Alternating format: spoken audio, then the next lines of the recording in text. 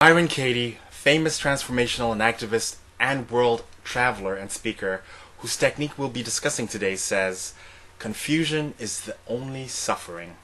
Now I will read an article from the New York Times. A Queens woman who killed her husband after suffering years of abuse at his hands was sentenced Thursday to 5 years in prison on a weapons charge. Less than the maximum sentence of 15 years, but short of her request for further leniency. Barbara Sheehan shot her husband Raymond Sheehan, a former police sergeant, 11 times in their home in Howard Beach. Miss Sheehan and her children testified that she had faced years of relentless abuse, including having a phone smashed in her face when she tried to call 911. Everyone in here has doubtless heard stories like this and may have even a few stories of their own, maybe not as violent but wrought with stress, anger, worry, and confusion. When we hear stories like this, our first instinct might be to exclaim at the seeming insanity of it all. Questions might come up as to, why didn't she leave the relationship? Why would someone stay there and accept that abuse? Why would anyone expose their children to such violence? Why would anyone accept that kind of behavior? I'm here to let you know that the problem is not necessarily with any one person or party in the situation, but with the beliefs of the individuals in the situation. If you examine what anyone is thinking, or more importantly, what they're believing before they act, you will find that the action springs from what they're believing, which is most likely false. Mrs. Sheehan stayed in an abusive relationship, as do many women, because of something she was believing about herself or about the situation. Some of the common beliefs that come up in situations like this are, he needs me, I must stay in the relationship for the kids,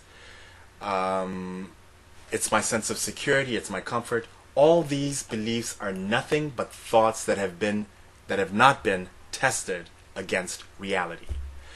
So the problem with this is when untested thoughts become the basis of our beliefs, actions, and behavior, then the results can be as extreme as a woman killing her husband or the husband abusing his wife. This can be exponentially amplified when groups of people latch on to an untested thought or belief. The result can be racism and even genocide or other socially destructive happenings. So today I'd like to show you a simple method created by Byron Katie for testing your thoughts and beliefs that has the potential of relieving your stress and changing your life so radically that you may become a better person, more effective, and happier. Before she came up with this technique, Byron Katie had lived for years in a state of depression and abject misery. It was so bad for her that she found herself in a halfway house, beriddled with addictions and wanting to end her life. And that's when she came up with this technique of the 4 questions. So for the next few minutes, I'm going to guide you through this process of testing your thoughts by showing you how each one of the 4 questions can be used to stop the thought and eventually remove the resulting stress.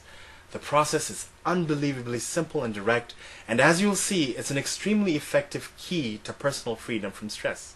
Your practice of this technique will open up many doors in your life that were closed because of fear, worry, and a story of reality that is simply not true. So the first question is it true?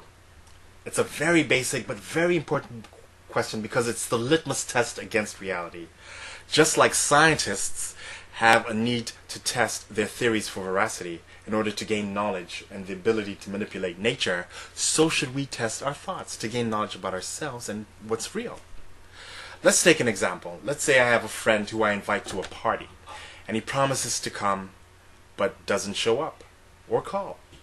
I start by wondering why, and I am disappointed in my mind, and I may even consider it a betrayal. I may get a bit of resentment and as an emotion, and so that's a stressful thought that's building up here.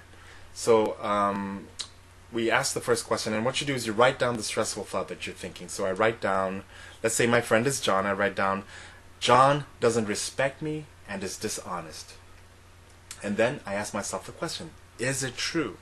And of course my first answer is probably going to be yes, because of the events that just happened, and maybe even events in the past that I may think are similar. So the next question adds weight to the first question by giving the mind the opportunity to consider other possibilities. The question is, can you be 100% sure that it is true? The question causes pause. Can we be 100% sure about anything? Maybe he was in an accident. Maybe something important came up and he was unable to call. Maybe he forgot. At this point, the mind loosens its grip on the conviction that John doesn't respect me and is dishonest. There may still be some resentment on my part. There may be a bit of anger, but at least the mind is opening up to other possibilities. And now for the meat of the matter. The next question, which is, how does it make you feel when you believe this thought, when you think it? And can you think of a stress-free reason to hold on to the thought? This is a great question because it allows you to begin to identify the emotions that are causing you stress and therefore interfering with your clear thinking and reasoning and basically your understanding and acceptance of reality. The only thing you truly know is that you invited John, he said he would come, and he didn't show up.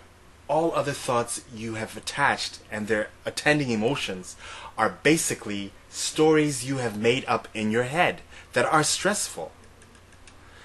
Giving the mind freedom to recognize its choice in the thought process brings us to the final question and turnaround. Who would you be without that thought? This is extremely empowering because you have walked yourself through the process your mind and thoughts have taken to bring you stress. You can clearly see how your mind has worked and that you have the power not to accept the thoughts as true and to see them just as thoughts. Without those thoughts, you will find a peaceful and happy person with no stress. Without the thoughts, you're peaceful. Accept reality for what it is. John didn't show up pure and simple. That's all that happened. So finally, the turnaround is to take... Basically what the turnaround is you take the thought that you wrote down and you write a statement of its opposite.